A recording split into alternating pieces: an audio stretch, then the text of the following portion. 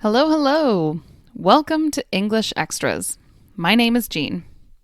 If you're here, it's because you don't want to sound like a textbook. You're in the right place. This podcast is to help intermediate and advanced learners find alternatives to textbook English so you can express yourself authentically. Let's begin. For today's episode, I want to share with you a few things about me. This episode will be more casual, and I will use a lot more casual expressions than usual. So I hope you will download the transcript for this episode from my website. Okay, number 1. My biggest hobby, the thing I am most passionate about outside of work, is language learning. I could talk about this subject all day, but I will give you the highlights, and maybe in a future episode, if you want, I can go into more detail on my language learning hobby. My first encounter with another language was when I was about 12 years old. My mom wanted me to learn Spanish. So she told me to use a program called Rosetta Stone. Nowadays, I have great respect for this program. I think it's great, but at that time, I hated it. Absolutely hated it. I didn't get it. I didn't understand how I was supposed to learn, and I didn't have the ability to sit and focus on something I didn't understand well. So I made very, very little progress in Spanish back then, which I regret now, but c'est la vie.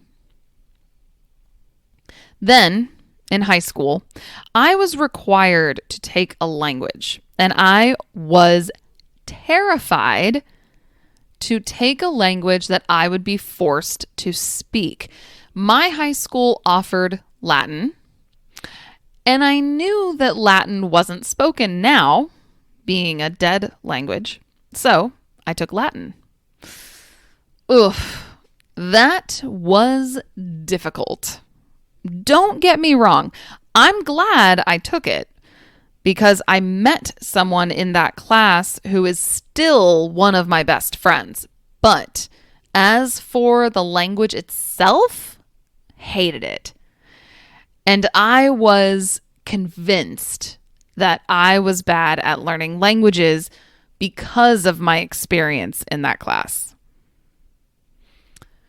When I went to college, or university. In the US, we typically use the word college instead of university. My university required 2 years of a foreign language, and I refused to continue with Latin. I figured that if I had to suffer through 2 years of a language, I would choose a useful language.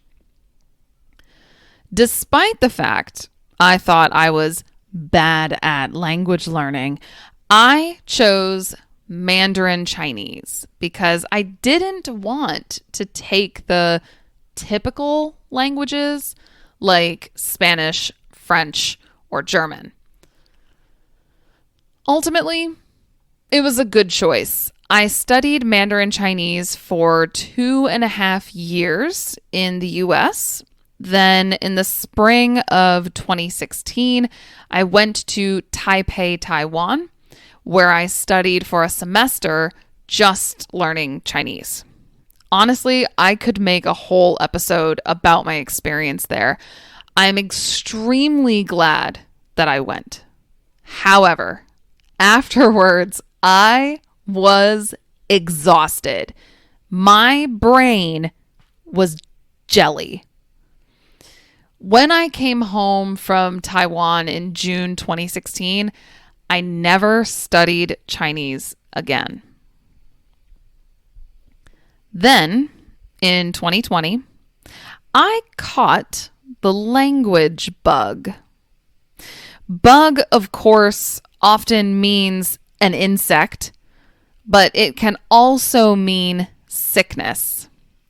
But we also use the expression to catch a something bug to say when we've suddenly become obsessed with something. For me, I caught the language learning bug in 2020. I became obsessed with language learning. Starting in 2020, I began a roller coaster ride of starting a language, dropping a language, then restarting the old language again.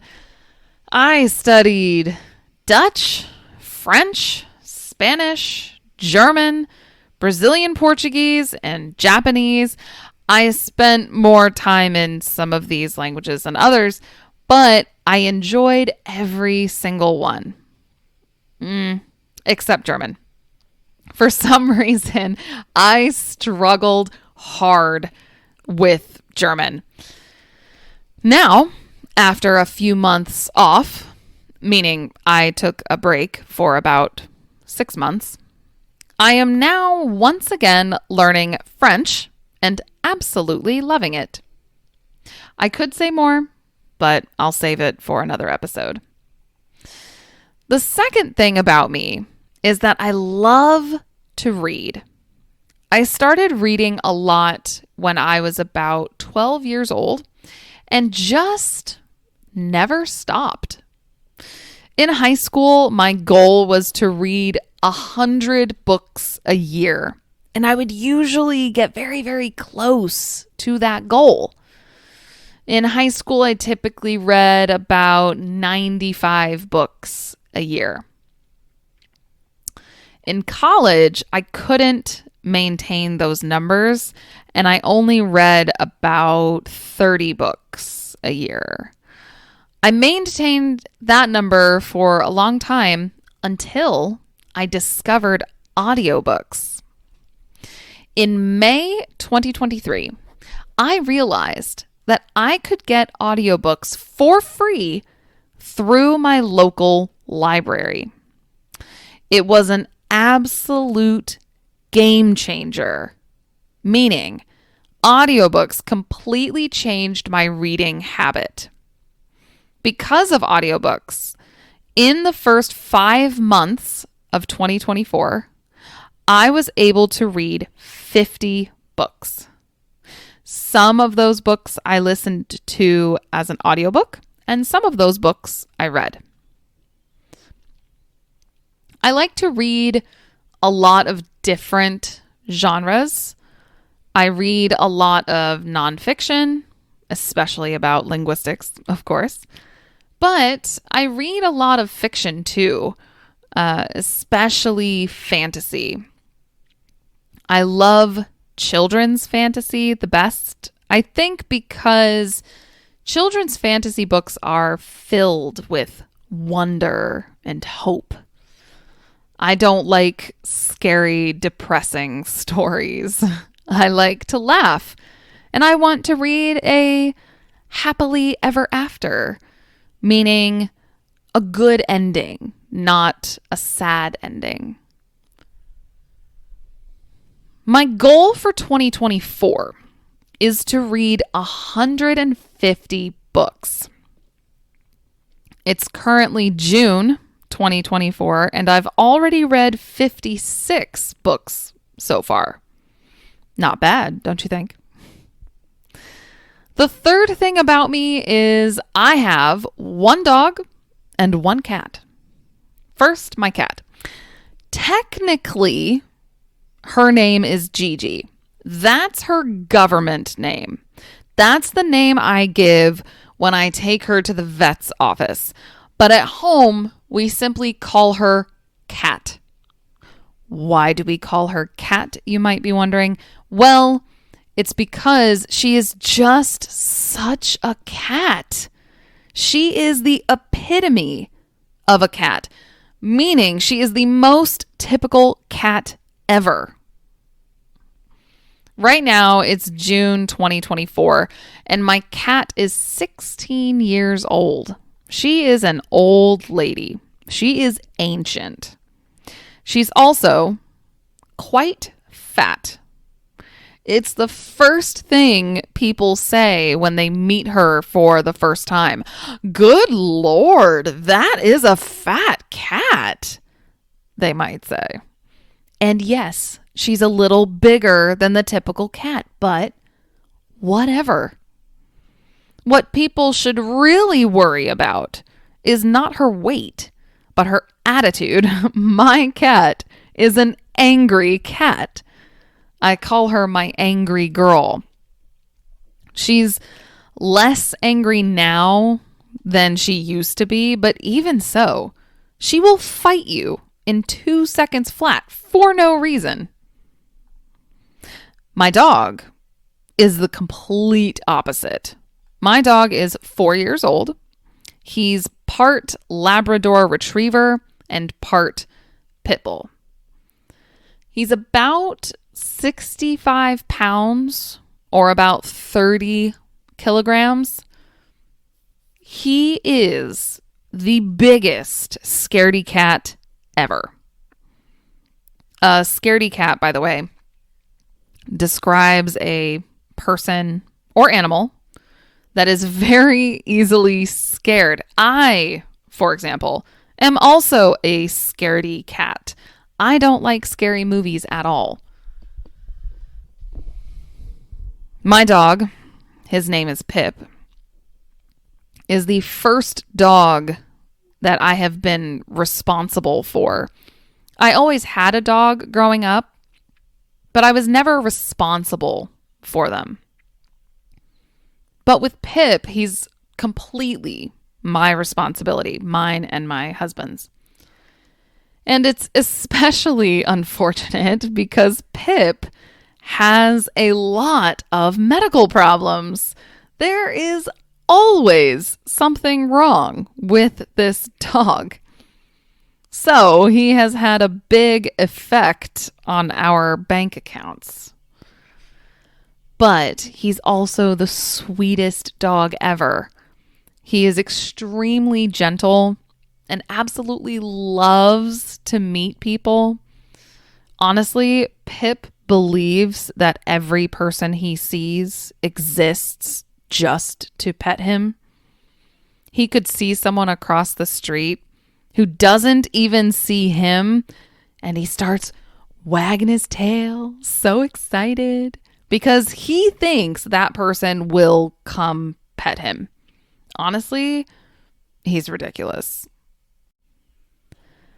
The fourth thing about me is that I'm married.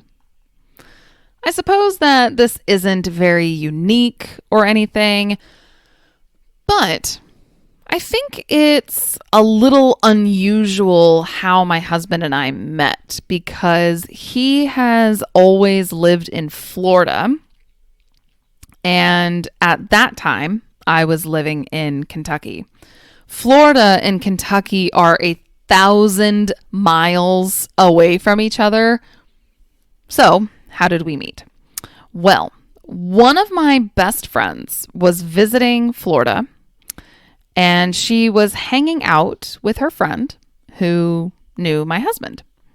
They were all hanging out together. And while they were hanging out, my friend thought, this guy gives me the same feeling Jean does. So she texted me all the way in Kentucky and said, hey, I found you the perfect guy. I was so skeptical, but my friend had never tried to set me up with someone before, and I trusted her judgment. So I said, sure, give him my number and we'll see. I didn't actually expect him to text me, but he did. And we simply never stopped texting. He eventually visited me in Kentucky, and we really hit it off, meaning we immediately realized we liked each other and we started dating. When you're dating someone, but you live in completely different places, for example, I was in Kentucky while he was in Florida, two places that are very, very far from each other, we say that we were long distance. Long distance relationships are typically difficult, and ours was for sure, but it gave us the opportunity to really get to know each other. After a year, I came here to Florida to live with him, and about a year and a half after that, in February 2021, he proposed. Of course, I said yes. And in May 2022, we got married. Now, we've been married for over 2 years. The fifth and final thing about me is something my husband teases me about. He thinks it's weird, and it's about pickles. In America, when you go to a restaurant or fast food place and you order a burger, it typically comes with a few pickles on it, pickle slices. You can, of course, ask to get the burger without pickles, but I like pickles. However, I don't like to eat the pickles on the burger. I order the cheeseburger, and when I receive it, I take off the bread, remove the pickles, and eat them separately. I never eat the pickles on the burger. I don't know why. That's just how I prefer it, and my husband thinks it's incredibly weird. So, those are 5 things about me. Thank you for tagging along today. I hope you learned something interesting about me and picked up some new vocabulary. Until next time, bye.